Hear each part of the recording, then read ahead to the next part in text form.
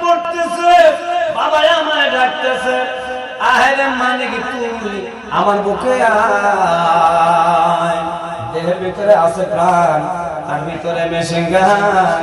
সারাগালি বাবা আমায় পাগল বানাইছে, হায় মুসালা বাবা আমায় দেওয়ানা বানাইছে। আমি কই মরে গেলি তোর কপালে গুড়ি ডাসতেছে, জোরে জোরে বন্যা ঠিক কিনা?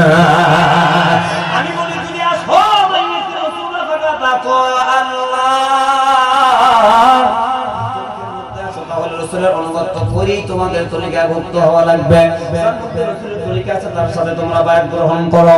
আমি আপনাদের কথা জানাতে চাই, এটা আমি নকল করেছি ভাই। আল্লাহর ঘর মসজিদে যাবেন, অবশ্যই এই কথাটা বলবেন, আল্লাহ খুশি হবে। আল্লাহর আদালতে কত দাম, এবার আমার সাথে জবান খুলে বলুন। এটা নকল করেছি কারণ বাল্লিগু আন্নি ওয়ালাউ আয়া, মানুষের কাছে পৌঁছানোর দায়িত্ব আমার আল্লাহ দিল। মানুষের কাছে বলতে হবে, নাই কথাগুলো বাতিল করার কথা আমার আল্লাহ নবীর মাধ্যমে শিখিয়ে দিল। এটা আমি নকল করেছি। এই হাত ধরে ভাই মেহেরবানি করে আমার গাওয়ার কথাগুলো আপনারা মুখস্থ করেন, আগামী কাল গাইবেন, সওয়াব হবে। এবার বলুন, আযান চাইরে দিকে পড়তেছে, আপনারা আমায় ডাকতেছে, বলেন আযান চাইরে দিকে। আহেরে বান্দা তুই আমার ঘরে আয়, যতদিন আছে জান, যতদিন আছে জান। আল্লাহ বলে তুমি আমার গুণগান, আল্লাহর প্রেমে মদের পাগল বানাইছে, জোরে আল্লাহর প্রেমে মদের পাগল বানাইছে। এটা জোরে জোরে বলা যাবে কি ঠিক কিনা? লা ইলাহা মুসলমান ভাই আমার হয়, আপনারা জবান খুলে বলুন তো, রাসূলের তরিকার মধ্যে যারা যাবে তাদের মধ্যে নামাজ আছে না নাই? আজকের আলোচনাটা মসজিদ বানাইলো মানুষ কেন আল্লাহর নাম হয়। প্রথমে মসজিদটা কে বানাইছে? বাইতুল মামুর জামে মসজিদ, আপনারা নামটা দিয়েছেন, আমি আপনাদের মাঝে দেব। মসজিদ ঘরের মধ্যে এমন একটা জায়গা আছে, এই জায়গার মধ্যে কোনো বান্দা গিয়ে বসলে এমন একটা দিক আমার রব্বুল আলামিন সেখানে দিয়ে রাখলো। আল্লাহ নিজে বললো, বান্দা ওই দিকের মধ্যে আমার বান্দা যখন হাজিরা দিয়ে আমার কাছে চাইবা, এমন একটা দিক আছে রে ভাই, ওই দিকের মধ্যে কোনো বান্দা যাইতে পারলে আল্লাহ পায় তামাম জিন্দেগির গুনাহগুলো আমি আল্লাহ মাফ করে দেব। সুবহানাল্লাহ বলে বলেন। ঘরের মধ্যে যাই জীবনে কোনদিন শুনে নাই, ওই জায়গার মধ্যে কোন দিকে আল্লাহ আমাদের জন্য রাখলো, এমন একটা জায়গা নির্ধারণ করা রাখলো, ওই জায়গার মধ্যে বসলে আমার আল্লাহ তামাম জিন্দেগির গুনাহ মাফ করে দেয়। আর মসজিদ কে বানাইছে আমি আপনাদের মাঝে আলোচনা দেব ইনশাআল্লাহ। আসলে যারা আপনারা যা বলবেন মসজিদে নামাজ পছন্দ করেন আর রোজা পছন্দ করে না, সব মানুষ এক না। তরিকা আমি বুঝাচ্ছি, তরিকা যদি দিতে হয় মাইয়াতে রাসূলুল্লাহ ফাকাদাত আল্লাহ নবীর অনুগত করা লাগবে। ভাই আমার এখন নামাজ নাই, রোজা নাই। কয়েকদিন আগে এক বন্ধু আমার কাছে সেটা এক জায়গায়, হুজুর আপনারা শরীয়ত নিয়ে কথা বলেন, আচ্ছা জবান করে বলেন তো, আপনারা যে বলেন মালাকুল মউত আজরাইল সে জানটা কবজ করে নেয়, আমরা তো পাইছি, আল্লাহ তো বলছে প্রত্যেকটা মানুষের কাছে আজরাইল পাঠা যায়, আপনারা জবান খুলে বলুন আজরাইল পাঠায় কি পাঠায় না? আমরা জিজ্ঞাসা করা, হুজুর মালাকুল মউত আজরাইল যে জান কবজ করে আপনারা কেন বলেন? বলে আমরা কেন বলি, আল্লাহ বলেন। তাহলে আমার প্রশ্নের অ্যানসার দেন, মানুষগুলো আগুনে পুড়িয়ে যারা পুড়িয়ে যায় এখানে কে মারে? আমরা বলি আজরাইল মারে।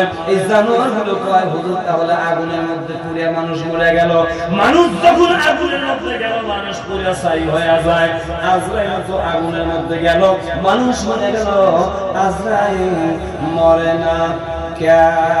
আসে না কথা কয় না, বলে না মানুষ মরে গেল আজরাইল মরে না কে? আবার হুজুর পানির মধ্যে মানুষগুলো মরে যায়, ডুবে দোমাটকে ভরে যায়, আজরাইল যদি মানুষ মারে পানির মধ্যে তো আজরাইল গেল, মানুষের দোমাটকে গেল, আজরাইলের দোমাটকে না কে? হুজুর টাকের তলে গাছের তলে পড়ে মানুষ মরে যায়, এখানে মানুষগুলো মরে গেল টাকের তলে পড়ে, আজরাইল যদি টাকের তলে গিয়ে মানুষ মারে, মানুষের হাড় ভাঙা যায়, মানুষের চামড়াগুলো আলাদা হয়ে যায়, কিন্তু আজরাইলের কেন হাড় মাংস আলাদা হয় না? তিনটা কথা বলে গেল, আপনারা জবান খুলে বলেন তো, এই জায়গায় মানুষের প্রশ্নের জবাব দেওয়া লাগবে কি লাগবে না? অবশ্যই জবাব দিবে আপনাদের, অবশ্যই কোরআন হাদিস দিয়া। মানুষের কাছে আজরাইল জান কবজ করে, এটা আপনারা দেখতে না পাইলে অবশ্যই যিনি যায় তাই দেখতে পারে। প্রতিটি মানুষের কাছে আজরাইল আল্লাহ পাঠায়।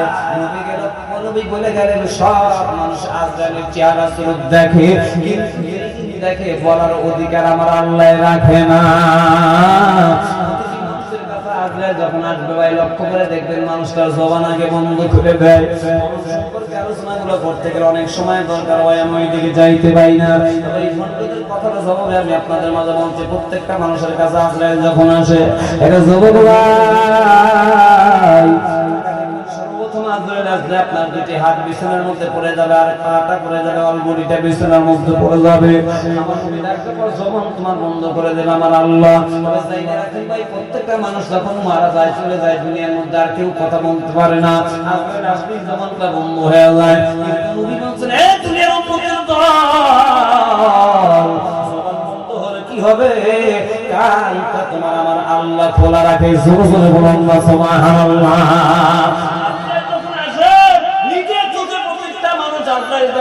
কিন্তু কথা বলতে পারে না, জবান আল্লাহ খোলা রাখে না। এজন্য সুন্দর করে আমি একটা গজলে গাইছি, ছোটবেলার থেকে গজলটা গাই এখনো পর্যন্ত আপনাদের মাঝে হয়তো আপনারা শোনেন। এবারের মতো ফিরে যাও রে আজরাইল, মিনতি করিয়া তোমার আসমান জমিন সিহারা তোমার, আযাবের ডাঙ্কা হাতে তোমার, মওতের ডরে জোরে রে, মওতের ডরে জোরে রে, এবারের মতো ফিরে যাও রে আজরাইল, মিনতি করিয়া কই তোমারে।